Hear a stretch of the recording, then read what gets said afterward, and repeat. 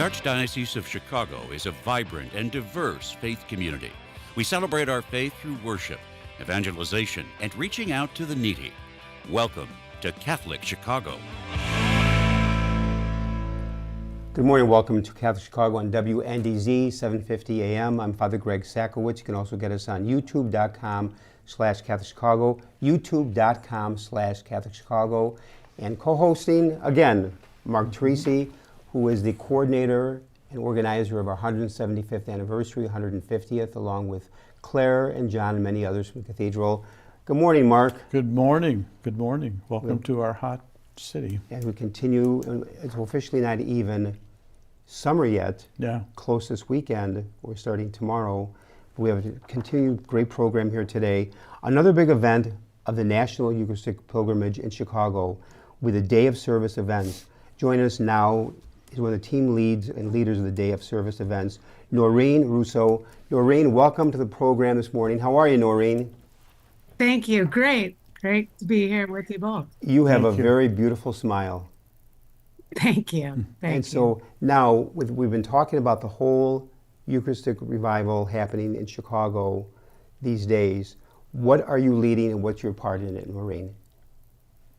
So I'm helping with the Day of Service, which is June 29th.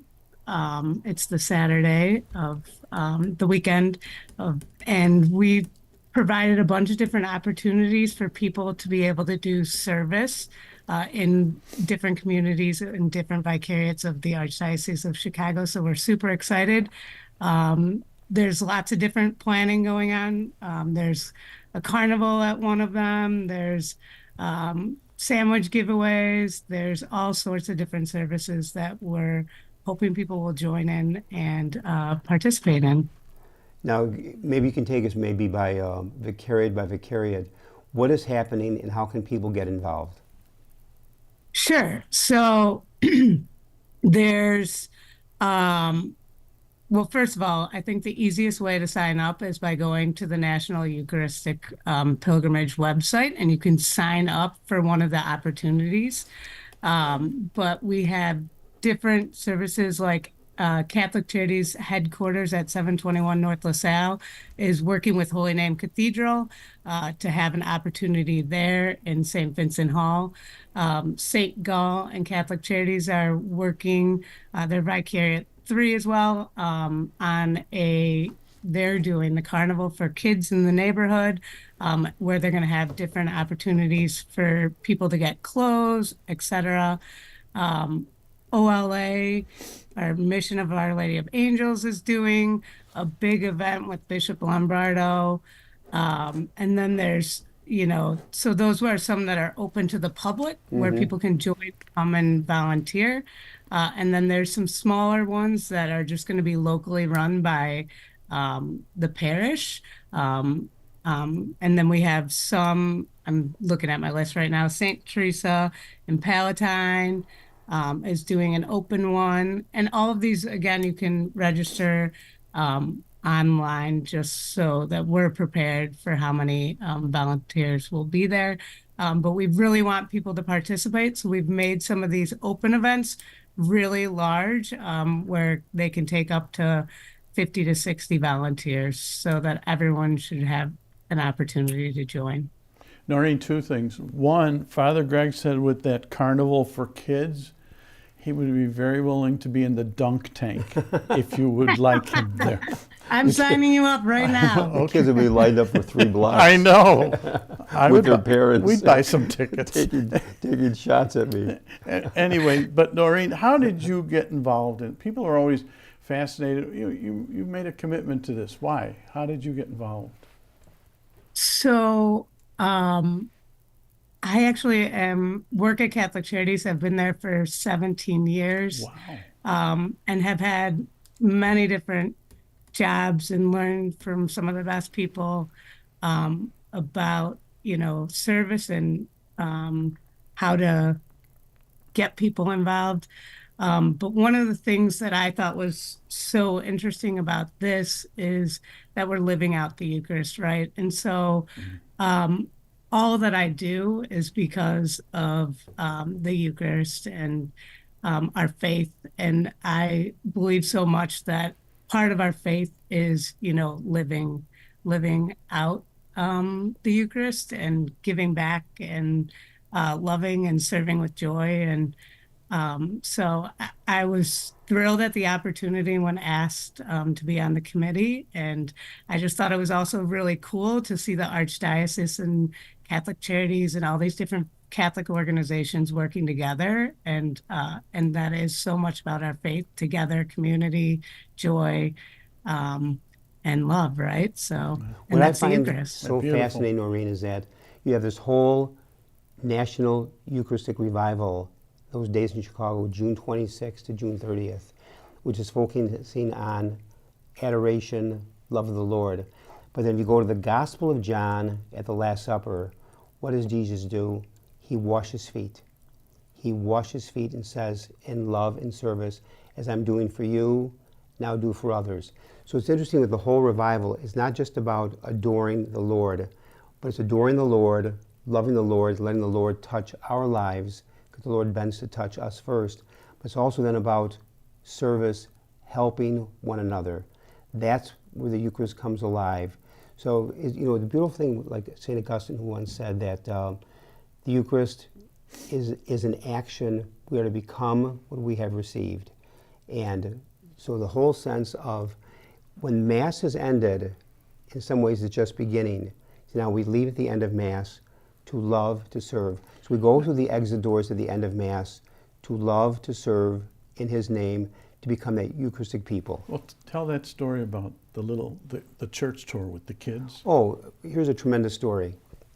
Some years ago, a priest was giving a tour to fourth graders of the church. He showed them everything. He showed them the sanctuary, the cross, the tabernacle, the pews, the confessionals, the sacristy. Showed them where the altar servers got vested, the safe where everything is kept, all the holy vessels, everything top to bottom, stained glass windows, top to bottom, the complete tour of the church, of everything for these fourth graders. At the end of the tour, the priest said to the boys and girls, what's been the best thing you saw on this tour? Little fourth grader raised his hand and said, the best thing I saw was the exit sign. And the priest said, oh, the exit sign. So in his mind, to get out of here, to get rid of you, to go play. And the priest said, okay, Charlie, why was the exit sign the most important thing you saw on this tour? And the little boy said, well, Father, if we listen to the Word of God, take it seriously in the readings for the Mass, and we receive Holy Communion, at the end of Mass, we go outside those exit doors to live it. Profound. Wow. Mm-hmm. Think about that. Where the priest thought the little boy was being a jerk, the exit sign, to get rid of you, to go play, during the tour, that little boy is thinking, connecting, thinking to himself, if we listen to the Word of God in the readings and receive Holy Communion, at the end of Mass, we go outside those doors to now live it. To live what? To be loving, forgiving, compassionate, merciful, how we relate to the poor. It's so easy to be holy in church for that 1 hour. The real challenge is at the end of Mass to go outside the doors and to now live it, go through the exit sign, at home, at work, at play, while driving. Wow. So that's a very profound story. So I think what you're doing, Noreen, is incredibly important, as much as adoring the Lord, receiving the Lord, but now go outside to now live it in service. And it's June 29th. 9th, is Saturday. The service day. Now, Noreen, you're at Catholic Charities, 17 years, variety of involvements. What's kept you there? People. I love the variety of people that I get to work with, whether it be donors, volunteers, the homeless, near homeless, the new arrivals to Chicago, being able to interact with them and live in faith and love. So, and it challenges me and it keeps me busy, right? So, Well, Noreen, let me ask you this. You could have done so many things with your life. You're very articulate, you're very bright. Was this something instilled to you from home, from childhood, growing up? What's been part of your journey that got you to this point where you are now? Sure.